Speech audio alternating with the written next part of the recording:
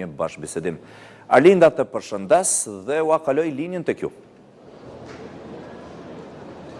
Përshëndetje gëzim për ju dhe gjithë shikuesit, ashtu siç edhe thatë në Prishtinë tashmë janë mbledhur simpatizantët dhe elektorati i lëvizjes vetëvendosje për ta dëgjuar në fakt kreun e kësaj partie, i cili para tyre pas pak qastësh pritet që të shpalosë plan programin me cilin synon të qeverisë edhe në një mandat të radhës.